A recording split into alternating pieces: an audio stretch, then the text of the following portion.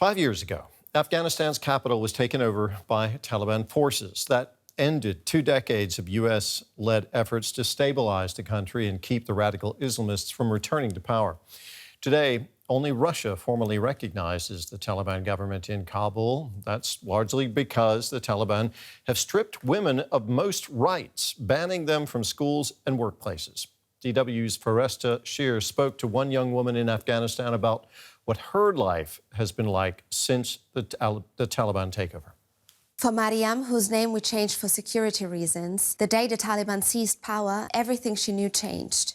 It was the most frightening day of my life. Nowadays, I don't go out much unless there's an emergency or to go shopping. I have this fear when I see one of them on the street or even one of their cars. What if I'm arrested? Fear and restrictions now shape her daily life. We have to be fully covered. This hijab, these face coverings, this is how the Taliban wants it. You're not allowed to wear makeup or put anything on your nails. To feel safe to leave the house, you need a man with you. Maryam remembers the chaos that broke out when the radical Islamist Taliban took over 5 years ago. I was a little confused and scared because I did not fully understand what was happening. The city was not normal. There was no transportation. People were rushing and everyone looked worried. Once in power, the Taliban banned education for girls past the 6th grade and prevented women from doing most jobs. Now, like many Afghan girls and women, Maryam is secretly continuing her studies online and teaching girls English. I share what I learn with other girls, and helping them is what motivates me every day. We girls had hope that one day they would open the doors of education for us. Then we completely lost our hope because we knew that, no, they will not change it. On social media, foreign travel influencers call Afghanistan safe now. June 2026 showed a different reality. In Herat, dozens of women were detained over the Taliban's dress code, which led to women and men protesting the regime. But most opponents of the Taliban are often too afraid to resist, including men. It's not because they accept the situation. It's because if they speak up, they will be punished. Still, Maryam looks for ways to stay hopeful. The only thing that keeps me motivated is studying. I always try to study, either with videos on YouTube or taking some online courses. The internet is something they can't control. Otherwise, they would restrict it as well. I think it's the one thing that gives us hope these days. We asked what Maryam hopes for, a question she answered through tears. I am always hoping for a better future. I hope that one day, women and men, both genders, have basic rights so we can calmly work for a better future for Afghanistan, and that other countries don't forget and support us. If they cannot change the situation, at least they can do something for Afghan girls, scholarships or online classes for us to just learn at home. Well, we can speak about this now with Fereshta Abbasi. She conducts research on Afghanistan at Human Rights Watch. Thanks for being with us. Fereshta, how representative would you say Maryam's story is? Does that reflect the common experience of women and girls in Afghanistan today?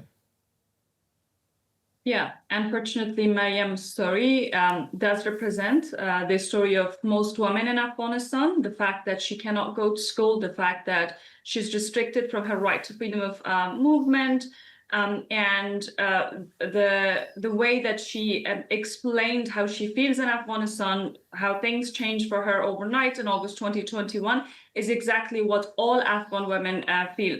I also feel her hopelessness.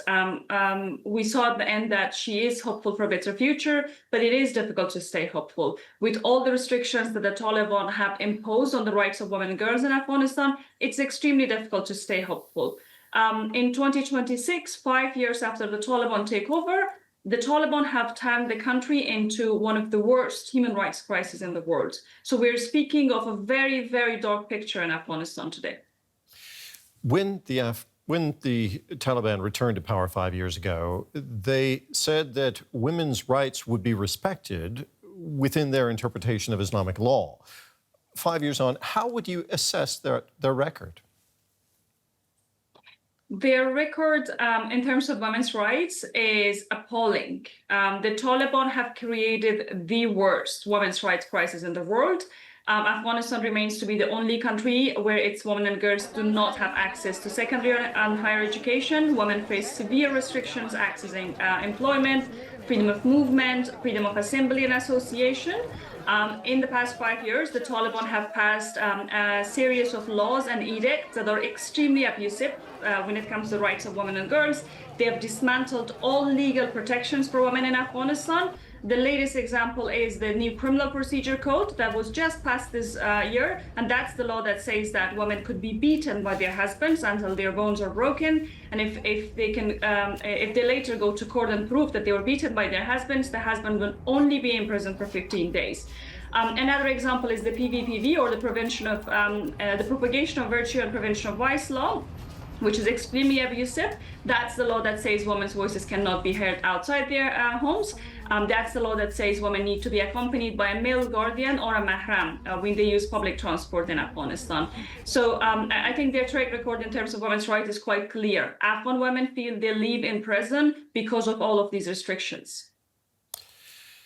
Looking to the future, what sort of medium or long-term impact do you expect these restrictions on girls' education to have? I believe that the damage that the Taliban have made to the Afghan society in the past 5 years is irreversible.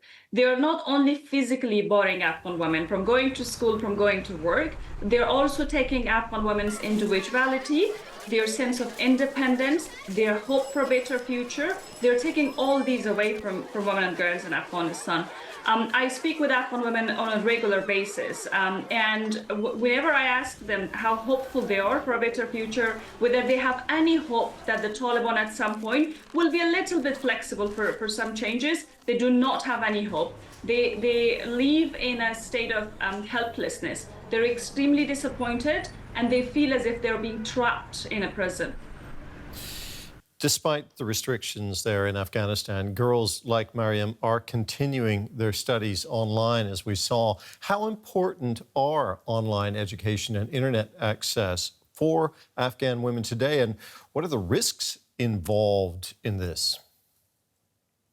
It's extremely important to provide alternative ways of education in absence of official education for girls beyond 6th grade. Even though I just want to note that the online education is not inclusive in Afghanistan. There's currently a parallel ongoing humanitarian crisis in the country. The latest UN statistics says that 17 million Afghans, which is more than 40% of Afghanistan's population, is going to face food insecurity by the end of this year, and the UN Humanitarian Response Plan is severely underfunded as a result of the US aid cuts in the UK, which both were the largest donors to Afghanistan's aid. That in basic words means that people do not have enough food to eat, and people do not have probably a device or access to internet, because if you're hungry, the first expense that you would cut is your phone and your internet. But there is some level of online education happening. I believe that's what is keeping the hope alive. Girls like Maryam are the resistance. They are the hope and inspiration of us who are speaking out against the Taliban repression outside in Afghanistan. I always tell myself that if Maryam finds the hope to continue and to resist, and if she is hopeful for a better future, who am I to give up outside Afghanistan with the privilege of having a voice? Maryam, who appeared in our show there, in our report, we had to heavily pixelate her face. We couldn't reveal her real identity, show her picture. How much of a risk is it for young girls and women if they use the internet to try to circumvent the restrictions? The Taliban do not have any tolerance towards dissent or anyone who is deemed to be critical by the Taliban. Those who are deemed to be critical by the Taliban could be arbitrarily detained, tortured, or forcibly disappeared. That's why people who are in the country cannot really speak out against the repression. And I want to bring a personal example here. It was just a couple of months ago where I was asked by the local media to have a male colleague speak instead of me on the report that I have authored. I just want to repeat here that me as an Afghan woman who's outside Afghanistan, my interviews are no longer allowed to be aired in the local media because I refuse to comply with the Taliban's abusive policies. So women in the country absolutely have no voice. And if you speak against the Taliban, you could be detained, your family members could be detained. You are going to put your own safety at risk as well as your family members' safety. Maryam said that many people disagree with the Taliban in Afghanistan, but they're too afraid to speak out. How much space is there today for dissent or protest inside Afghanistan for some who are at least trying to make some improvements? There's no space for dissent in the country. The latest example is the protests that happened in Herat a few weeks ago in response to a number of arrests. Herat is a province in the west of Afghanistan. The PVPV ministry, which is responsible for the implementation of the law, PVPV law, had made a number of arrests of women for what they called as bad hijab. And in response to that, many men and women came to the streets to protest to those arrests. The Taliban responded to the protest with violence, excessive beating, shooting to the crowd and into air. There were people who were injured, people who were arrested even the day after the protest. So you can see that it is extremely difficult to protest or to speak out against the Taliban repression in Afghanistan. There are some travel influencers online on social media who describe Afghanistan today as safe. How do you reconcile that with the situation of women and girls there? Well, physically safe, they may have a point because the Taliban are no longer fighting. But if you ask a woman in Afghanistan, they don't feel safe to go out. They need to be accompanied by a man or a male guardian to go out. They do not have any right to public participation. So that sense of safety for Afghan women does not exist. And there has always been a different treatment for international women and national women. And I think that's what these influencers really need to take into consideration. When they go to Afghanistan, they need to know that they will not be treated as an Afghan national, and they should be very careful about the narrative that they're going to promote about Afghanistan. Obviously, it is a country with great culture, with really good food, beautiful nature, but at the same time, there is repression against women and girls happening there. So they should speak out about the restrictions. I'm sure they don't see many women on the streets. So that's probably the first thing that they need to notice and talk about. Fereshta, thank you very much for talking to us today. That was Fereshta Abbasi from Human Rights Watch.